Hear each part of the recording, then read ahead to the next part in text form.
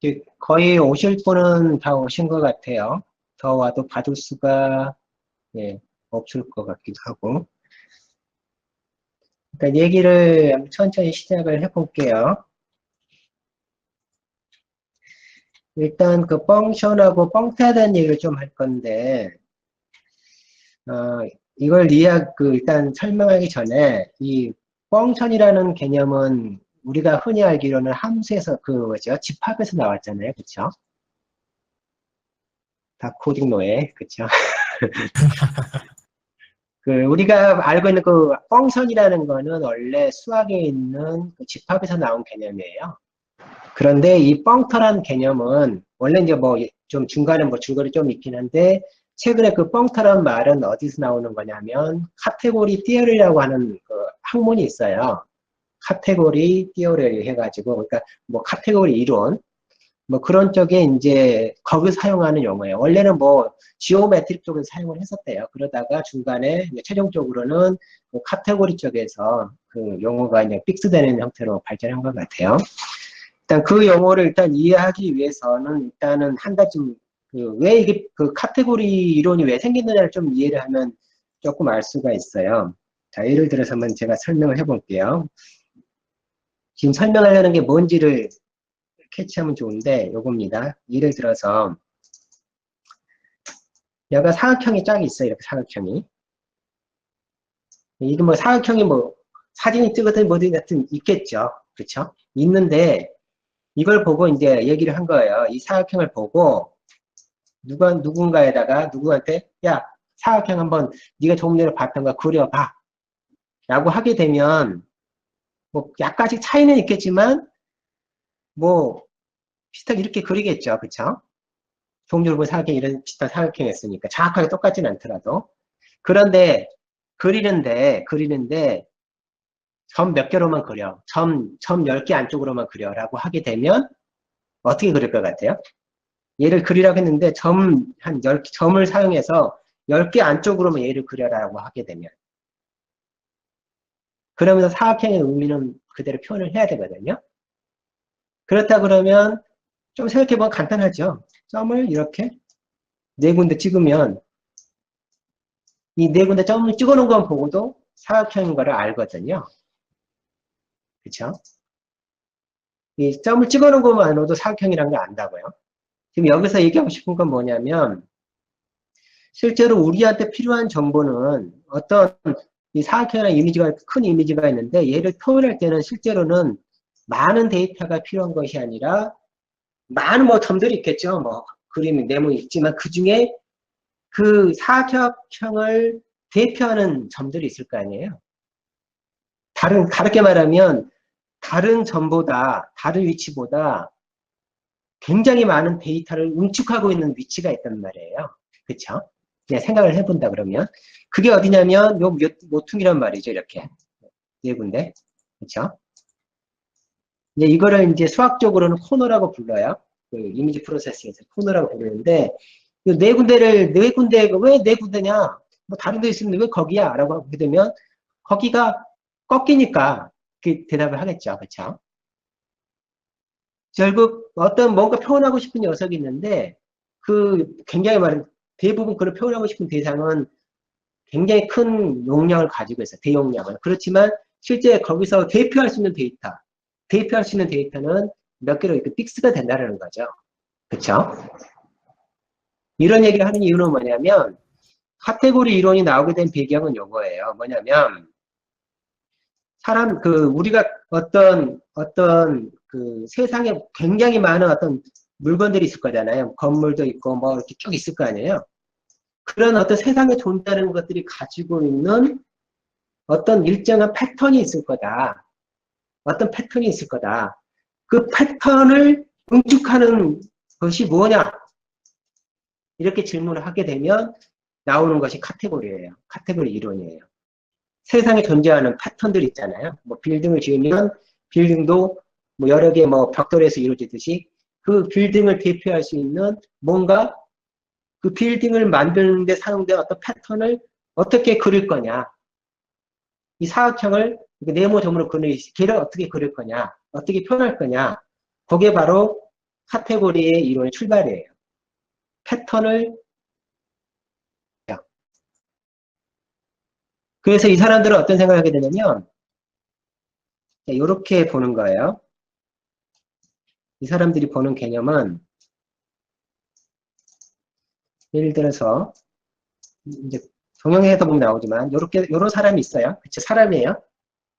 팔다리 있고 머리 있고요. 그쵸? 근데 누군가 뭐 이렇게 그렸단 말이에요. 뭐 이렇게 하고 뭐 이렇게 그리고 몸, 뭐 다리 이렇게 그렸단 말이에요. 이렇게 그렸어요. 그렇지만 얘도 보고 사람이라 그러거든요. 좀 이상하게 생겼지만 사람이라 그래요.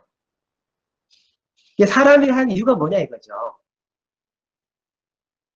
더 뭐 심하게 더 우아하게 그릴 수도 있지만 이거 사람이라 그러면 결국 따지다 이렇게 쭉쭉 그 계속 최소한 쓸 수 있는 제약적으로 계속 놓치다 보면 뭐로 가게 되냐면 결국은 어디로 가게 되냐면 선과 점으로 가게 된다는 거예요.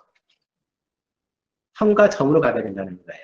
그러니까 모든 존재하는 어떤 패턴들, 형상적인 어떤 형상들, 그것들을 표현할 수 있는 방법은 기본적으로 뭐 여러 가지 표현 방법이 있지만 점하고 화살표를 표현할 수 있다라고 보는 거예요.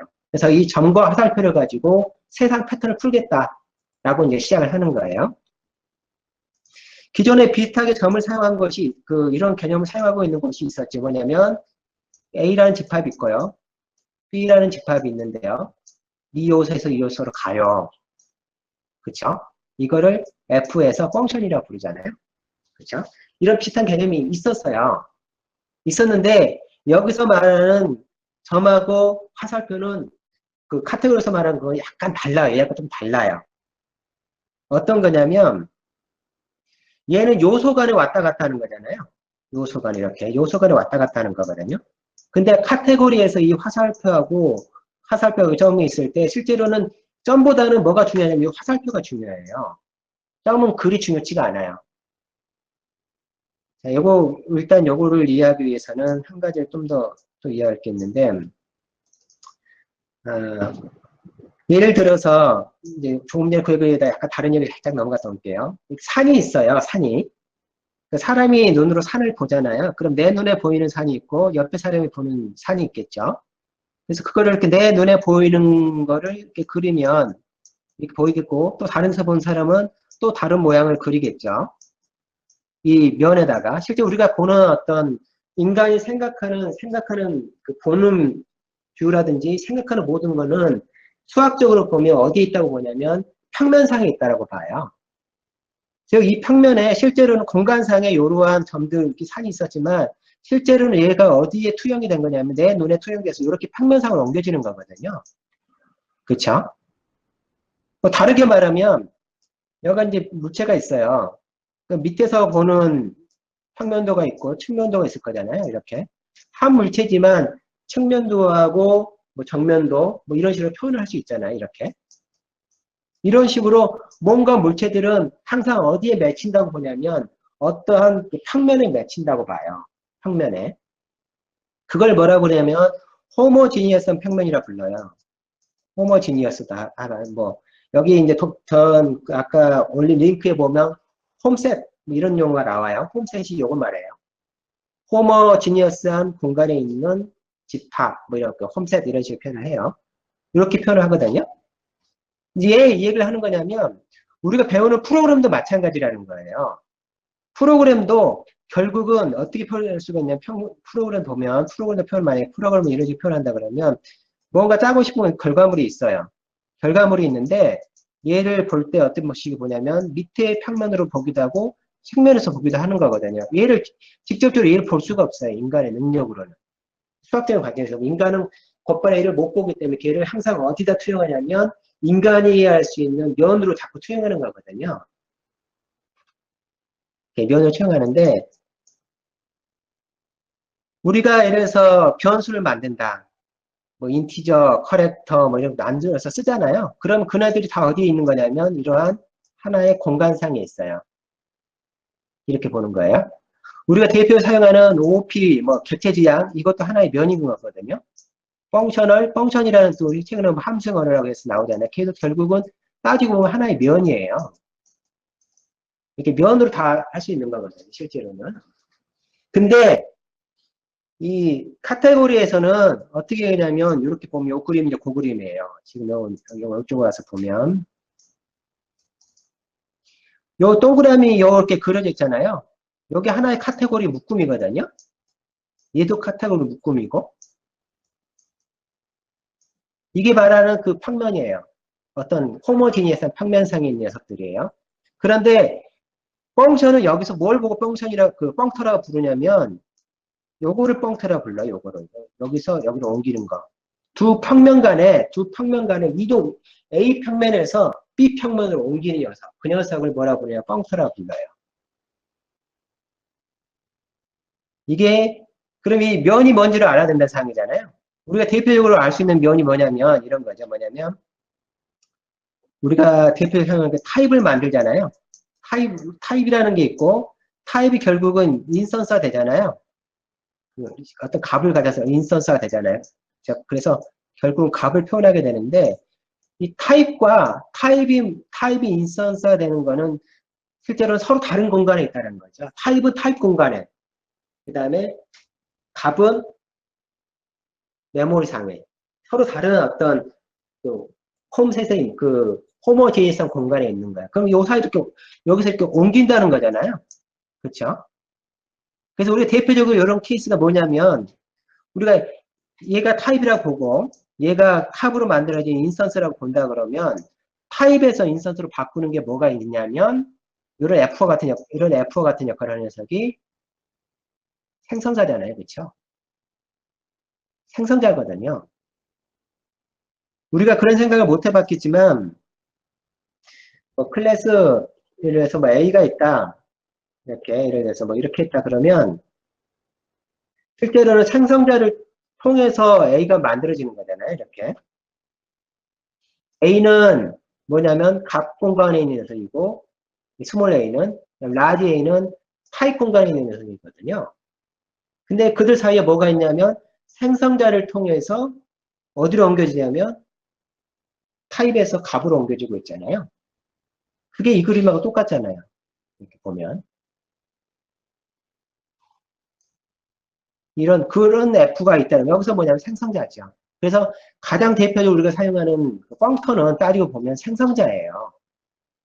생성자가 실제로 가장 대표적인 펑터의 예라고 할 수가 있어요. 펑터는 단순히 이 공간을 이동할 뿐이 아니라 공간만 이동할 뿐이 아니라 여기 있는 패턴 있잖아요. 예를 들면 여기로 말하면 여기 F 여기 있는 요 그림상에 보면 여기서 이쪽으로 옮기는 요 녀석이 펑터인데 단순히 옮기는 역할만 하는 것이 아니라 여기 있는 위에 있는 패턴 있잖아요. 이렇게 화살표로 그어진 요게 F가 그대로 여기를 옮겨오고 그 다음에 요 녀석 그대로 옮겨오잖아요. 이렇게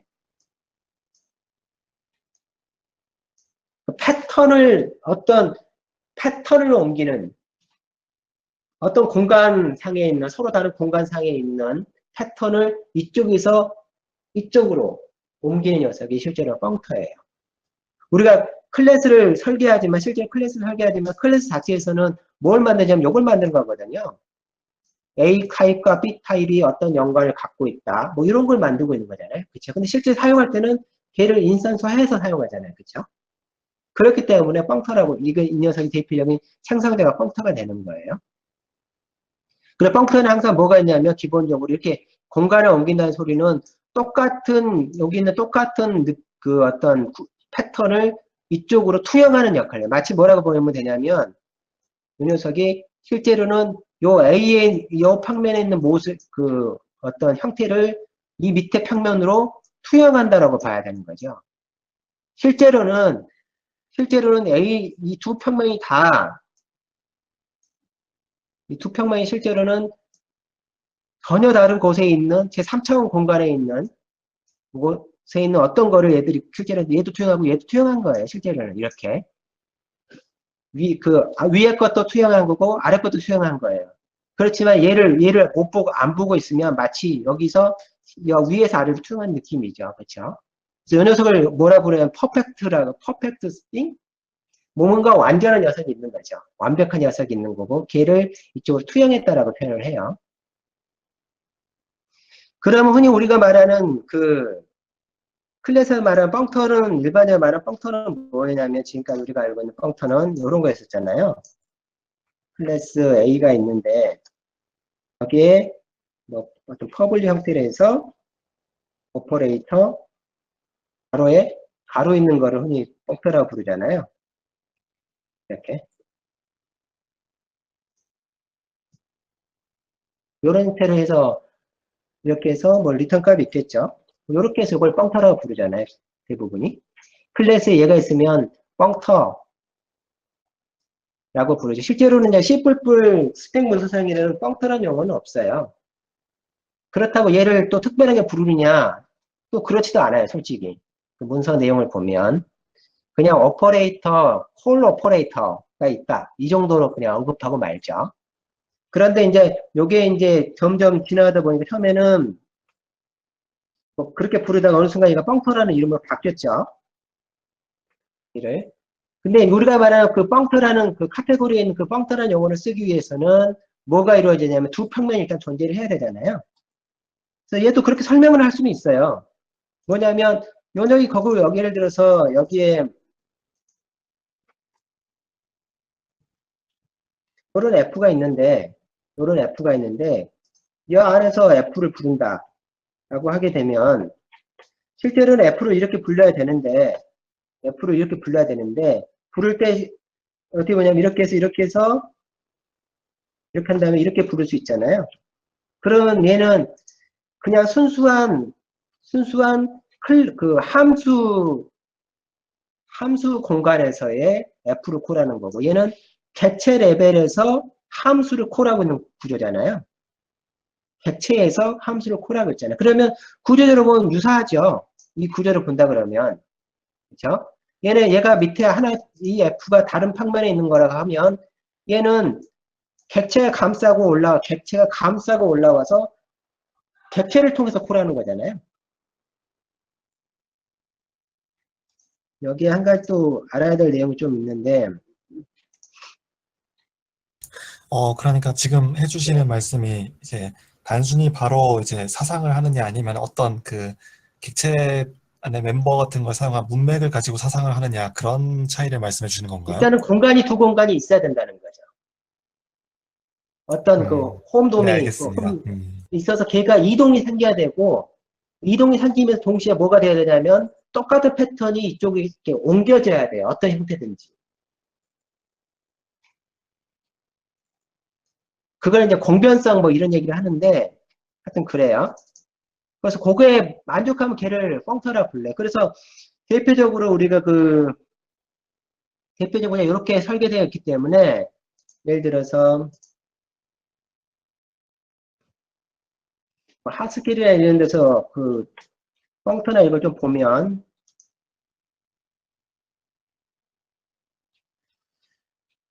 음, 하스킬에 인해서 펑터를 보면, 그게 그런 식으로 설계가 되어져 있어요. 설계 자체가.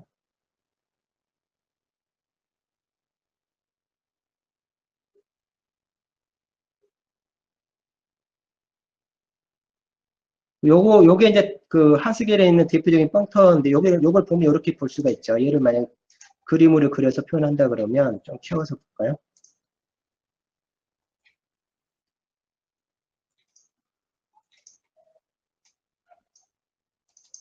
얘가 보면 이런 얘기거든요. 요 두 녀석이 한 공간에 있는 거예요. 이쪽에서 A라는 녀석이 있고 B라는 녀석이 있는데 A에서 B로 간단 말이죠. 이렇게. 근데 이 녀석은 또 뭐냐면 또 다른 공간이 있는 거예요. 얘가 메이하고 A라는 녀석이 있고 메이하고 B라는 녀석이 있는 거예요. 메이, B, B. 얘를 이렇게 하고 있는 거죠. 이렇게 이 두 개가 얘가 얘고 얘가 된단 말이죠. 그래서 이 녀석 맞으면 이 화살표가 얘를 이렇게 여기서 이쪽으로 옮긴단 말이에요. 그러면 이때의 펑터가 뭐냐라고 했을 때 여기서 펑터는 메이가 되죠. 왜냐하면 여기다가 메이 합하고 여기다 메이 합해서 만들어졌잖아요. 그 메이가 플러스 되는 거잖아요. 이렇게 하스kel에서는 이런 식으로 펑터를 설계를 한다고요. 두 개의 A, B 해가지고 얘가 하나의 공간에 있고, 메이 A, B에서 걔가 또 다른 공간에 있는데, 요 녀석에서 요 녀석을 옮기려면 앞에다가 뭘 추가하면 되냐면, 메이라는 글씨를 추가하면 된다. 얘는 메이라 이거죠. 메이가 결국 펑터가 되는 거죠. 메이비가 여기서.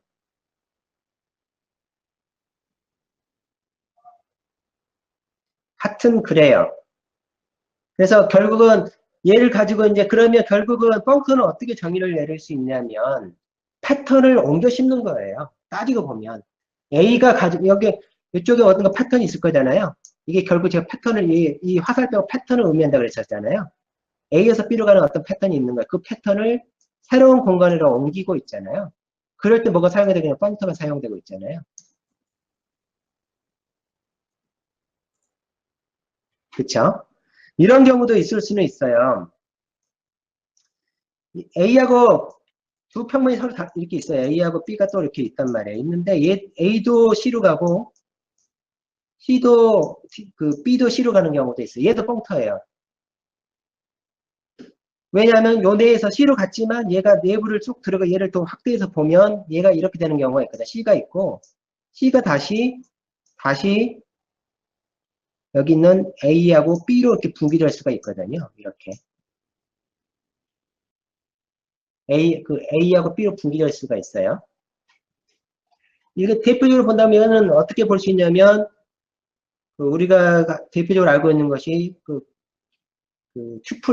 튜플이나 페어 같은 경우는 두 개가 하나지만 걔를 열어보면 두 개잖아요. 그렇죠? 원래 하나였는데 뚜껑을 열어보면 AP거든요.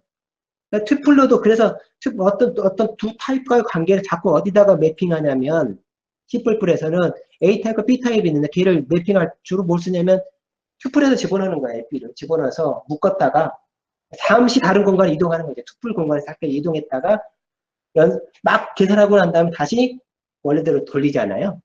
그래서 결국도 알고 보면 투플간이나 페어 같은 경우도 결국은 이 펑터의 기본 개념을 가지고 있는 거예요. 어쨌든 간에 이 두 개의 평면이 존재하고 이 두 개의 평면을 이동시킬 수 있다고 하면 그런 것들은 다 펑터로 취급을 할 수가 있는 거예요. 개념적으로 보면요. 물론 이렇게 보면 펑터도 종류가 굉장히 많아요. 실제로는 종류가 한두 종류가 아니에요. 여기도 아마 나올 건데 뭐 엔도 펑터라든지 바이 펑터라든지 프로 펑터라든지 그 다음에 뭐 컨센스 펑터? 펑터도 되게 종류가 많아요. 그 수학적인 펑터는 굉장히 종류가 많아요. 어쨌든 간에 그 펑터들은 다 어떤 걸 가지고 있냐면 패턴을 옮기는 역할을 해요. 이쪽에 있었던 패턴을 다른 쪽으로 옮기는 거죠.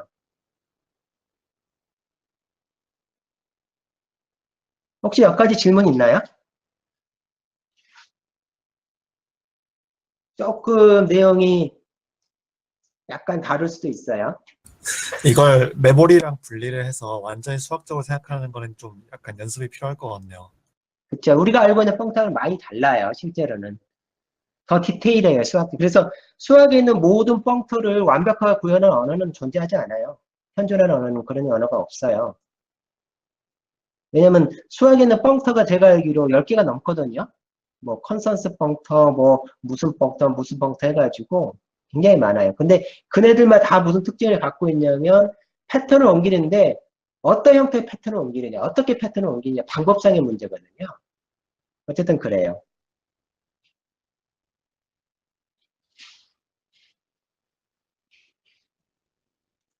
좀 내용이 모르면 되게 어려울 수도 있는 내용이에요. 자, 제너릭 프로그램 쪽으로 넘어가 볼게요.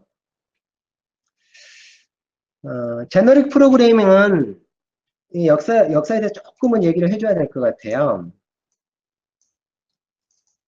원래 이제 제너릭 우리가 템플릿이라는 게 있었고요. 그쵸? 템플릿이라는 게 있는데 알잖아요. 근데 이 템플릿이 뭐와 함께 우리 C++ 추가되냐면 제너릭과 함께 제너릭이라는 기술과 함께 추가가 됐거든요.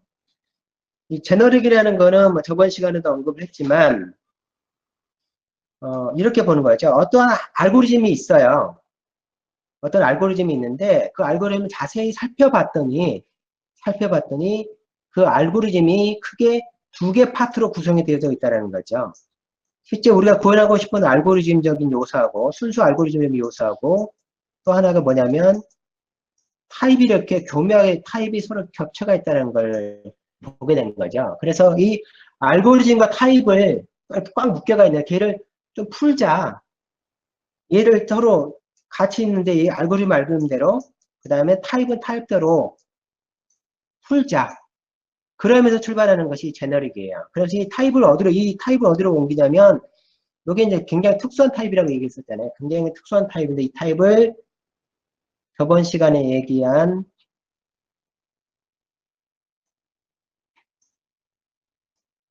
레귤러 타입으로 옮긴다고 했었잖아요. 레귤러 타입으로. 이 타입을 이 알고리즘이 어디에 의존하게 하냐면 우리가 알고 있는 T가 아니라 제너릭 레귤러 타입 T에 의존하도록 만드는 거죠. 그렇게 함으로써 좀 더 많은 타입이 알고리즘과 서로 이렇게 묶여질 수 있도록. 그래서 하나의 알고리즘을 여러 개의 타입에서 쓰도록 하는 거. 그거를 뭐라고 부르냐면 제너릭 프로그램이라고 부르죠. 그렇죠? 근데 이 제너릭 프로그램이 등장하면서 곧바로 따라오는 것들이 있어요. 이 제너릭 프로그램이 등장을 한 다음에 따라오는 것들이 뭐냐면 대표적으로 메타 프로그램이 여기서부터 나오기 시작하죠. 메타 프로그램이 등장하고요. 조금 있다가 표현식이라는 익스프레션이라는 그 프로그램 언어가 그 프로그램 어떤 이 등장을 하게 돼요. 그래서 제너릭 프로그램은 결국 메타 프로그램하고 표현식 언어의 시초를 만든 녀석이에요. 그래서 메타 쪽이나 표현식 언어를 하는 그런 사람들은 얘기하는 것이 뭐냐면 자기들의 파더래요. 제네릭 프로그램을. 그래서 그 나중에 어떤 걸 하다 보면 이 제너릭 하던 사람들이 좀 더 깊게 빠다 보면 이 메타나 이 익스프레션 쪽을 하게 돼요. 그렇게 발전을 해왔고요. 근데 이제 최근 이제 그 표준 올라온 거 상으로는 기존에 이렇게 메타 프로그램이 원래 정식적으로 있었던 건 아니거든요. 메타 프로그램이라는 게 나중에 발견이 된 거죠. 템플 쓰다가 메타 프로그램 발견이 된 거예요. 언어적으로 지원을 C 컴파일러가 지원한 건 단순히 템플릿만 지원을 했던 거죠. 근데 어느 순간 이제 메타 프로그램하고 익스프레션이 이제 있다는 걸 나중에 이제 발견이 된 건데 지금 최근 C++ 쪽에서는 이 메타 프로그램을 아예 프로그램 레벨에서 컴파일러 레벨에서 지원을 하려고 지금 움직이고 있어요. 전에 언뜻 올려졌죠. 그 컨서트 EXPR 구문을 곧바로 클래스 안에다 쓸 수가 있도록 하도록 제한사항이 올라와 있어요. 예를 들면, 이렇게 하면 그냥 이렇게 만들잖아요. 클래스 만드는데, 여기다가 어떻게 할 수 있냐면, 이런 식으로 쓸 수가 있도록 지금 제가 아직 완성된 사항은 이렇게 쓸 수가 있어요. 컨셉 EXPR. void test라는 함수를 이렇게 만드는데, 여기다가 if, 여기서 대부분 쓰다 보면 지금 상으로는 컨셉 EXPR 쓰겠죠. EXPR 써서, 이쪽 메타라고 하면 메타의 펑션 테이블 중에 펑션 중에 하여튼 뭐가 있다. is tt가 있다. 그러면 이렇게 해서 이런 식으로 돼요. 이런 식으로 쓸 수가 있어요. 그러니까 특정한 어떤 조건을 맞은 이 녀석이 클래스 A의 멤버 함수가 되는 거고요. 특정한 조건을 만족하지 않으면 컴파일 시간에 이 구문이 언제 돌아가냐면 컴파일 시점에 돌아가요. 컴파일러에다가 직접 던져주는 명령어가 돼요. 이런 부분들이 지금 최근에 그 표준안에서 지금 제한이 되고 있거든요. 여기에 이제 기존에는 메타 프로그램이 원래 없었는데 막 연구하다가 메타 프로그램을 딱 발견해서 막 이렇게 발전시켰는데 그러지 말고 이제 컴파일러 레벨에서 아예 그냥 지원하는 거 어때? 라는 흐름을 가고 있는 거죠. 대표적인 것이 람다죠. 람다 같은 경우가 우리가 람다 들어온 게 11스펙이 들어왔지만 이전에 람다가 있었거든요. 템플릿으로 그 람다를 만들어 썼어요. 템플릿 이용을 해서 람다를 구현했었는데 결국은 그걸 보고 컴파일러 레벨에다가 람다가 들어갔잖아요. 그런 식으로 이제 뭐가 들어가려고 하는 거냐면 메타 클래스라는 게 들어가려고 하고 있어요. 현 시점에서는.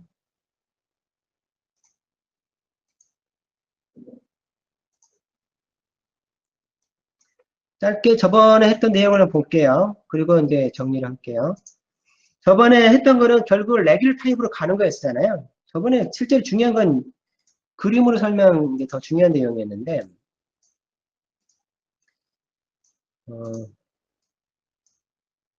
이 알고리즘이 있어요. 어큼이 있는데, 여기다가, 여기에 의존하는 타입이 t잖아요.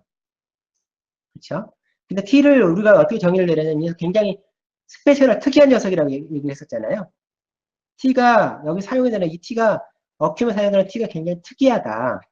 그래서 얘를 좀 더 평범한 녀석으로 바꿔야 된다. 그래서 바꾸는 것이 레귤러 타입으로 바꾸는 형태였잖아요. 레귤러 타입이라는 거는 인티저 타입이 할 수 있는 모든, 인티저 타입이 할 수 있는 모든 형태를 만족하는 t예요.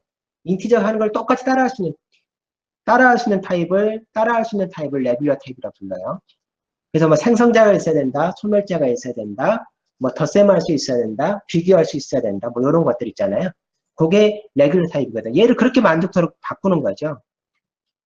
그래서 여기서 가장 먼저 손댄 데는 요 t였었잖아요. 리턴 타입, 인풋 타입이 t인데 리턴 타입이 t라고 할 수 있느냐? 인풋 타입과 어떻게 리턴 타입이 같아? 당연히 다르지. 이렇게 보는 거죠. 그래서 그걸 하기 위해서 도입했던 것이 뭐냐면 이런 식으로 도입을 했었죠. t에 따라서 리턴 타입이 달라지도록 타입 t에 의존한 함수, 이게 이제 실제 메타 프로그래밍에 출발이 되는 거예요. 이 t가 들어오면 t가 여기 이 어큐멘을 함수 해결은 인풋 타입이잖아요. 이 인풋 타입을 넣으면 리턴 타입이 뭐야? 리턴 타입 쪽 계산해줘 라고 하는 이런 트레이스를 만들죠. 타입 트레이스를. 그래서 이렇게 함으로써 어떻게 할 수 있냐면 여러 개의 타입, 리턴 타입에 대한 문제를 해결하는 거죠. 그러면 알고 보니 어큐면 인풋 타입만이 아니라 리턴 타입에도 의존을 하고 있었어. 그랬었던 거야. 라는 걸 알게 되는 거죠. 그 다음에 이제 생성자도 이제 문제가 돼 있었잖아요. 생성도 여러 가지 유형마다 다 다르잖아요. 생성하는, 이게 지금 여기서는 인티저처럼, 인티저가 생성할 때 뭐 이렇게 하잖아요. 이렇게 할 수 있잖아요. 이렇게. 이렇게 인티저처럼 생성을 하고 있지만, 모든 타입이 생성을 다 이렇게 할 수 있는 건 아니잖아요. 기본 생성자가 있는 경우는 하지만 없을 수가 있으니까. 그래서 그 부분을 다음에 요거 이제 수정을 하죠. 보면 여기서. 제로를 집어넣어서. 근데 제로는 멤버 변수였잖아요. 정적 멤버 변수인데 얘를 정적 멤버 변수로 생성할 수 있는 게 한계가 있어서 플랫이나 뭐 부동수점은 만들 수가 없었잖아요. 그 다음에 특수한 타입들은 만들 수가 없거든요. 그래서 얘를 다시 한번 뭐라냐면 얘를 다시 한번 얘를 이렇게 바꾸죠. 정적 멤버 함수로 바꿔서 생성된 것을 리턴하도록 해서 이렇게 수정을 하게 되죠. 그런 다음에 이제 수정하게 되는, 여기 이제 녀석을 이렇게 되게 되면 내부의 리턴 타입을 계산하는 트레이스하고, 그 다음에 이 생성을 하는 이 부분의 트레이스가 안에 있어서 좀 제약적 한계가 있어서 얘를 클래스로 바꾸죠. 지금까지 멤버 함수였는데 얘를 다시 뭐로 바꾸냐면, 이제는, 클래스로 바꿉니다. 클래스로 바꾸면서 t가 밖으로 나오고요. 그 다음에 t하고 연관관계를 맺고 있는 타입 트레이스가 밖으로 나오는 거죠. 실제 이 타입 트레이스는 우리가 아까 펑터나 여기서 배운 개념으로 본다면 이 타입 트레이스는 타입 공간에서 화살표죠. 그렇죠? 타입 공간에서 화살표예요. 그렇죠? 타입 t가 들어가면 얘가 어큐하면 어디로 가? 타입에서 타입을 추적하는 거잖아요. 그렇죠? 그 나머지는 이제 그대로 가는 거고요. 그 다음에서 이 더하는 문제를 해결을 해야 되는데, 더하는 문제를 해결하기 위해서 이번에는 이게 뭐가 들어가냐면, 요 폴리시라는 게 들어가죠. 타입 트레이스는 일종의 뭐라고 할 수가 있냐면, 주인공? T가 예를 들어서 뭐 영화로 따진다면 T가 주인공이에요. 그럼 이 타입 트레이스는 T하고 관련되어 있는 사람들. T가 뭐 어머니예요. 그러면 딸 있고 뭐 옆집 사람 있고 이런 게 있잖아요. 그런 거를 다 누가 계산해주면 이 트레이스가 계산해줘요. 아, 인물 관계가 이 어머니하고 이 사람들은 관계를 맺고 있어. 그런 걸 정의하는 녀석이 타입 트레이스예요. 이 트레이스고, 이 폴리시는 뭐냐면, 그들 사이에서 어떤 사건이 있는데, 그들 엄마하고 걔하고 싸웠대. 그게 폴리시예요. 그래서 여기서 폴리시는 뭐냐면, 더하는 거죠. 즉, 리턴 타입과 인풋 타입을 서로 더해야 되잖아요. 어큐미니까 1, 2, 3, 4, 5가 있으면 1 더하고 2 더하고 3 더하고 4 더하고 5를 더하는데 어디에 더해야 되면 리턴 타입에 더해야 되잖아요. 이게 이제 주인공은 T인데 T하고 연결되어 있는 옆집 아주머니 같은 녀석이 토탈이거든요. 거기다 더한다는 거죠. 그래서 그들 사이에서 덧셈을 이 폴리시가 정책을 정하고 있어요. 그래서 타입 트레이스하고 폴리시하고는 개념적으로 좀 달라요. 다른데 이제 대부분은 이게 섞어서 쓰긴 해요. 그러니까 뭐 폴리시 트레이스라고 부르고 뭐 타입 이렇게 두 개를 섞어서 쓰긴 하는데 어떤 개념적으로는 서로 다릅니다. 타입 트레이스는 관계도를 형성하는 거고 주인공을 중심, 여기서 T를 중심으로 해서 관계된 녀석들을 추적하는 것이 타입 트레이스고 폴리시는 그들 사이에 이루어지는 연산, 덧셈, 크기 비교, 뭐 뺄셈, 뭐 그런 거 하는 거. 그거를 이 폴리시에다가 정의를 내리게 돼요. 이렇게 해서 7번째는 얘를 가지고 또 이 썸 폴리시를 바꿨었죠. 이 어큐뮬레이터 하는데 이 썸 폴리시를 어떻게 바꿨었냐면 이 곱셈 누적을 하기 위해서 두 개 타입이 오면 첫 번째 타입은 그 리턴 타입이고 두 번째 T2는 인풋 타입이잖아요. 그들 사이에 더해야 되잖아요. 두 개를 인자를 받아서 얘는 곱셈 누적하는 거죠. 이렇게 바꿀 수도 있고요. 그 다음에 또 다른 이제 8번부터 나오는 거는 뭐냐면 얘가 할 수 있는 것이 얘를 이제 기존 거는 보면 기존 거하고 9로 가야 되구나. 기존 거는 그 뭐로 되어 있으냐면 그 템플릿으로 타입 트레이스가 되어 있었거든요. 이런 식으로. 두 개의 인자를 받는 폴리시 이렇게 했었는데 결국은 덧셈을 가지고 누적하거나 곱셈을 가지고 누적하는 두 가지 케이스밖에 없으니까 좀 더 단순화시키자 해서 이번에는 템플릿 대신 뭘 쓰냐면 이런 식으로 타입을 쓰는 거예요. 직접 타입을. 템플릿에서 타입으로. 그래서 내부적으로 얘를 두 개를 정의 내리고 있죠. 하나가 true이면 덧셈하고 false이면 인자로 false가 오면 얘는 둘 다 덧셈이네요. 하나 요연산이고 하나는 요연산이네요. 어쨌든 이런 식으로 해서 좀 더 단순화하고 있는 과정이에요. 실제로는 여기서의 그 제너릭한 과정은 어디까지 과정으로 보면 되냐. 1에서 한 7? 예, 1에서 8까지가 실제로는 제너릭한 그 알고리즘을 만드는 과정이에요.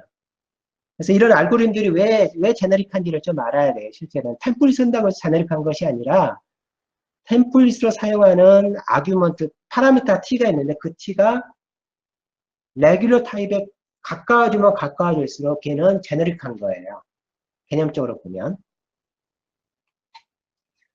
여기까지 질문이 있으면 질문을 하시고 그 다음에 전체 내용은 이제 마무리할게요. 그러면 제네릭 프로그래밍을 결국 타입 공간을 좀 더 레귤러하게 만든다. 그게 목표다라고 생각해도 될까요? 이렇게 볼 수도 있죠. 그거를 우리가 아는 개념으로 본다 그러면 예를 들어서 우리가 A로부터 상속받은 B가 있어요. 다시 C가 있어요. 그럼 함수를 내가 테스트라는 함수를 만드는데 이 테스트라는 함수 요 아규먼트로 A에 대한 포인트를 쓰는 게 좋겠어요? C에 대한 포인트를 쓰는 게 좋겠어요? B에 대한 포인트를 쓰는 게 좋겠어요? 좋은 테스트 함수를 만들려고 그러면? A 포인터를 쓰고 하겠죠. 왜요? 일단 다 같이 적용시킬 수 있으니까. 네, 그거죠. 요 위쪽이 레귤러 타입인 거고요. 레귤러 타입인 거고요. 아래쪽에 우리가 그러니까 T하고 T가 계속 올라가면 어디 올라간다 하면 레귤러 타입 맨 위에 레귤러 타입이라 있다고 보는 거예요. 그 T를 자꾸 어디로 올리냐면 위로 올린다고 이렇게. 여기에 사용되는 요 T, 요 T를 자꾸 올리는 거예요. 올려서 레귤러 T 쪽으로 올린다고요. 상속관계처럼 쭉. 그래서 타입과 타입 사이에도 뭐가 있다고 보는 거냐면 상속관계가 있다고 보는 거예요. 안 보이지만.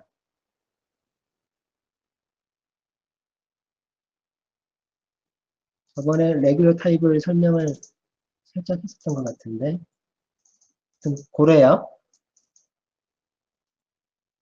조금 전에 그거가 똑같다고 보시면 돼요. 그 대답할 때. 왜 얘를 쓰느냐.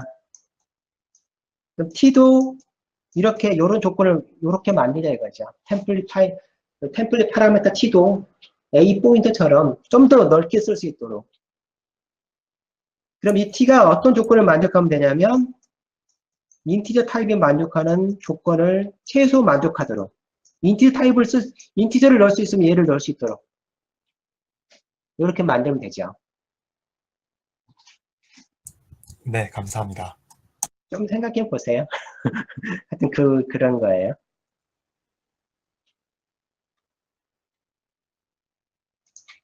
혹시 다른 또, 혹시 질문 있으신 분 있어요?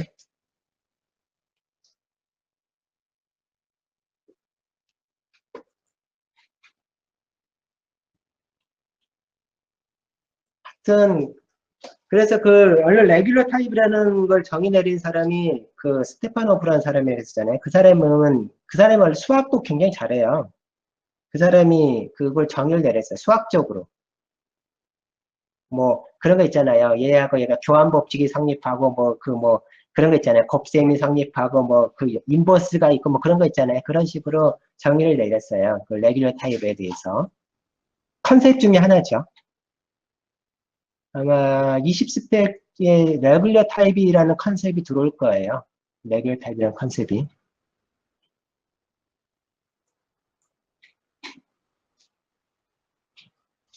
우리가 결국은 각 공간에서 막 했던 게 있잖아요. 상속관계 막 만들고 그러고 했던 게 결국은 타입 공간에 계속 그런 게 있는 거예요. 따지고 보면.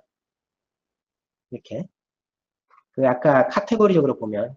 결국 세상을 구성하고 있는 거는 결국은 세상에 존재하는 어떤 패턴들은 다 뭐로 설명할 수 있다는 소리냐면, 매핑으로 설명할 수 있다는 소리거든요. 사상으로 A에서 B로 가고 B에서 C로 가는 그 화살표로 모든 걸 다 설명할 수 있다는 것이 느낌이 좀 오죠. 실제로는. 각 공간에서 움직였는데 지금은 이 제너릭은 타입 공간에서 똑같은 비슷한 연산을 하고 있어요. 두 개가 마치 그림자처럼 움직이고 있는 거죠. 이렇게. 됐죠? 더 질문 있나요? 그 다음 시간부터는 메타 프로그램을 들어갈 겁니다. 지금 과정상으로 메타 프로그램이 이제 등장하고 있어요. 311페이지 이렇게 메타 프로그램을 이제 살짝 거쳐서 표현식까지 넘어갈 겁니다. 자, 없으면 여기서 마무리를 할게요. 수고하셨습니다. 수고하셨습니다.